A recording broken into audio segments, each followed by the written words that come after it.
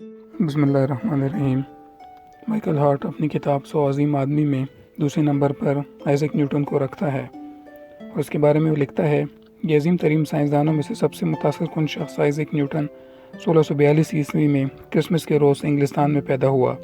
اسی برس گلیلیو کا انتقال ہوا۔ حضرت محمد صلی اللہ علیہ وسلم کی مانند یہ بھی اپنے والد کی وفات کے بعد پیدا ہوا۔ دستی کامیں بڑی عمدگی سے کرتا تھا۔ نیوٹن ایک ذہین بچہ تھا، لیکن مدرسے سے اسے کوئی دلچسپی نہیں تھی۔ جب وہ نوجوان تھا، اس کی ماں نے اسے مدرسے سے اٹھا لیا، اس امید پر کہ شاید یہ ایک کامیاب کسان بن جائے۔ خوش قسمتی سے وہ مانتی تھی کہ اس کی دلچسپی کا سامان کچھ دوسرے ہیں۔ 18 برس کی عمر میں وہ کیمبرج یونیورسٹی میں داخل ہوا۔ وہاں اس نے سائنس اور ریاضیات کے لیے خود کو وقف کر دیا۔ جلد ہی اپنے طور پر اچھی بھلی تخلیق کرنے لگا۔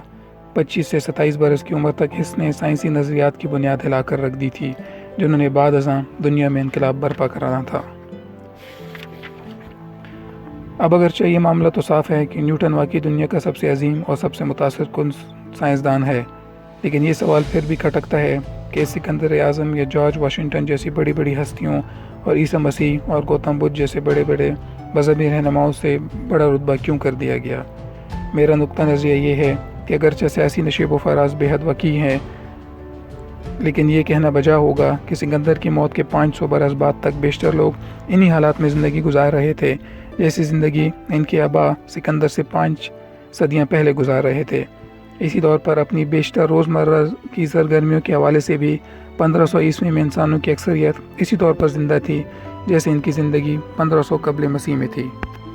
سائنسی دریافتوں نے نہ صرف ٹیکنالوجی اور معاشیات میں انقلابی تبدیلیاں پیدا کی، بلکہ انہوں نے سیاست، مذہبی فکر، فنون لطیفہ اور فلسفہ کو بھی اکثر بدل کر رکھ دیا۔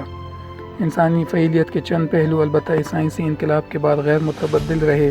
یہی وجہ ہے کہ ہماری اس فہرست میں اس قدر سائنسدان اور موجد موجود ہیں۔